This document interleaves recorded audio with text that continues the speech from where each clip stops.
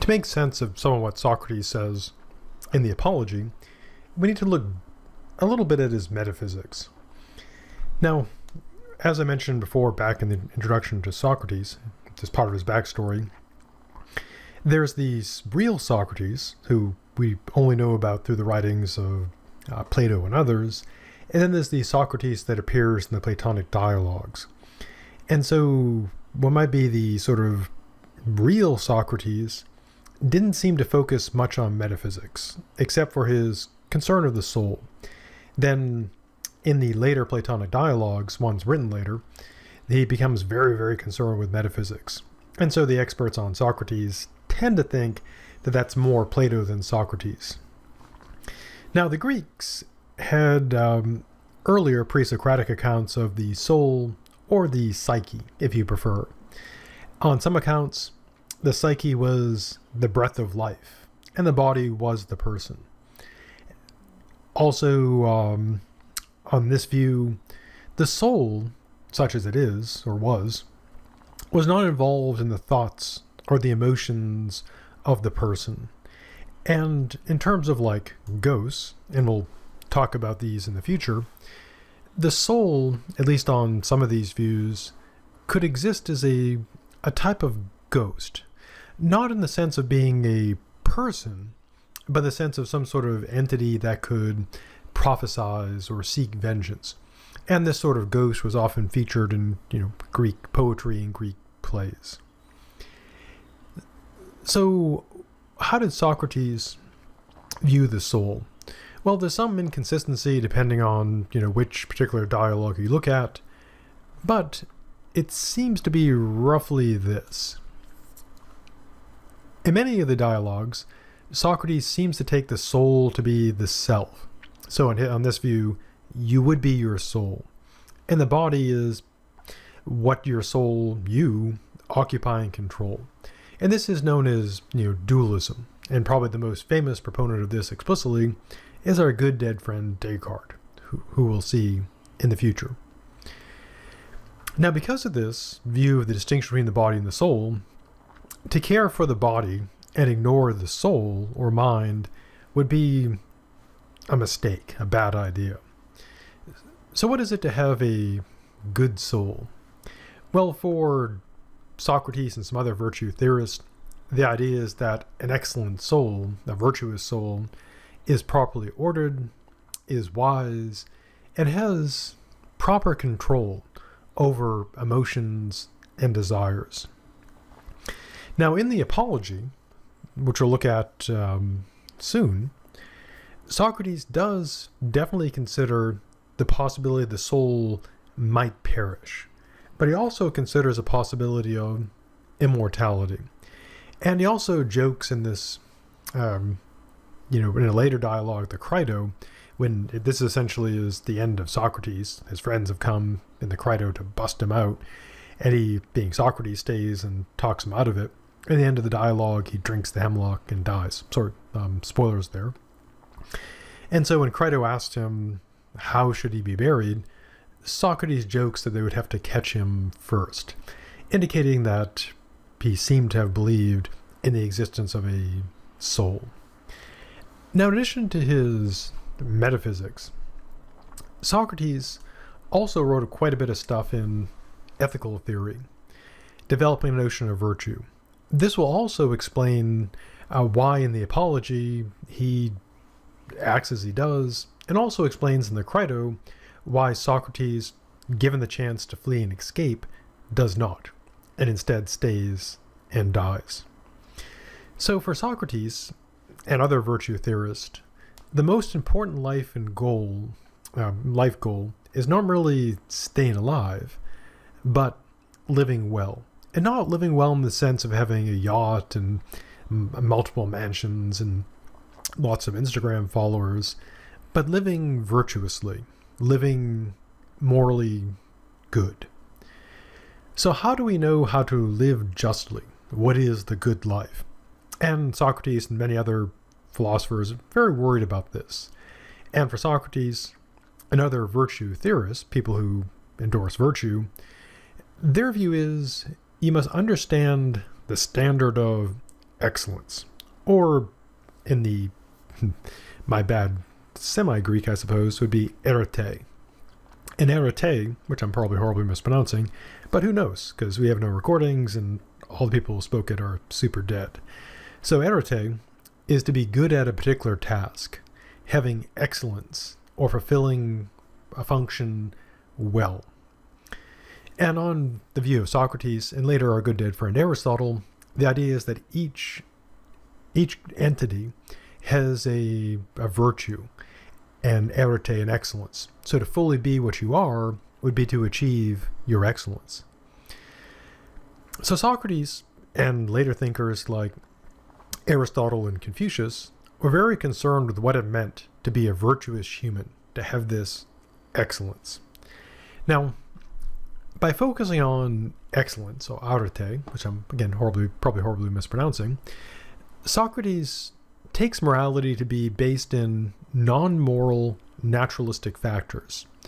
So morality involves being successful as a human, not in the terms of like racking up money or Instagram followers, etc., but being excellent as a human being.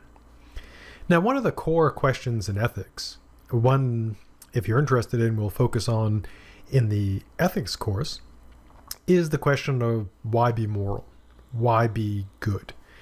And philosophers usually make it a pretty tough question because, as Socrates does in the Republic, it's usually presented in terms of why be good even when you could get away with being bad, and even when you could have everyone think that you were good. So you could, get all the benefits of behaving badly, but also have everyone think you're great. So, on Socrates' view, why be good? Well, for Socrates, again, to be virtuous, to be good, is to be successful at being human, to be an excellent human being. And all virtue theorists give this answer. Why should you be good? Well, the answer is virtue, being good, will make you happy. Now, for most Greek thinkers of this time, and before and later, it was accepted that happiness is an end that is the end. I mean, Aristotle argues in his work on ethics, and if you take the ethics class, you'll see this in some detail. He argued that happiness is the greatest good. And most Greek thinkers, and even people today, would agree with that. So if everyone thinks, happiness is this great good, how does Socrates differ from other thinkers? Because essentially saying, be good, you'll be happy. What about people who may get happy by doing bad stuff? Well, one thing that sets Socrates apart from earlier thinkers is his conception of happiness. It differed from those who came before him. So, in the case of the sophist, the notion of success, the notion of serving your interest, was a matter of being selfish, only concerned about oneself. Now, Socrates, if you asked him, before he was dead, said, hey, should you act in your own self-interest? Socrates would say, yes. But then if you asked, should I be selfish? He would say, no. Definitely no. So what's the difference? Well, self-interest is actually what is truly best for you. And we could be totally wrong about that. People often are. I mean, a good example would be when it comes to like health and well-being. You could make a pretty good case that a person's real interest lies in being healthy. But what they tend to want to do is do things, like eat foods that are bad for them, consume alcohol, not exercise, etc. And so there's a conflict between what would be their real best interest and what they want to do. So being selfish is mostly just doing what one wants to do, which may be, on this view, against a person's true self-interest. And as Socrates claimed, people can be totally wrong about their best interest. They can act unjustly, be swayed by their bodily desires. And again, a good example would be eating, say, way too much cake. Not in your best interest, but, cake. So, what's bad about injustice? Well, people often present it in terms of why injustice is appealing, is that by being bad and selfish, a person can succeed. Can get away with it, assuming they can get away with it. But Socrates, and again, kind of a spoiler alert here, he took the view that injustice corrupts the soul. It makes a person unhappy. They may be getting everything they think they want, but they're actually going to be miserable. Or so he claims. Now, Socrates also holds to a view called ethical intellectualism. It's not the view that being good is smart, but it's the view that knowledge and virtue are one, or at least strongly linked. How does this work? Well, Socrates had this notion that if you don't have knowledge, but you have some of the other virtues, this would be bad. Why? Well, least bad scenario, a person who has some virtues but no knowledge, they'll be ineffective. They'll just, not be very good at being good. Or worst case scenario, someone who has lots of powerful virtues but lacks knowledge, they could be extremely dangerous. And Socrates looks at this in terms of what he calls the unity of the virtues. That having only some virtues can make a person exceptionally dangerous. As, some examples from fiction, think of the great villains of fiction, movie, TV, literature. A classic, of course, from Star Wars is Darth Vader.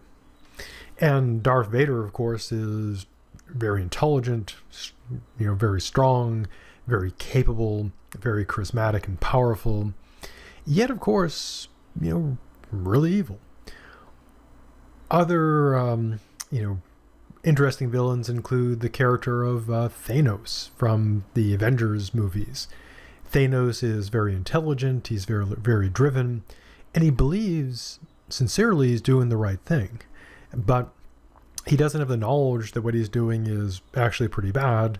And of course, as many people have pointed out, he actually would have a pretty easy fix. If people are using up too many resources, you just increase the resources or make people smarter rather than kill them, so they realize, hey, we should not destroy so much stuff. But anyways, we'll get off on that tangent.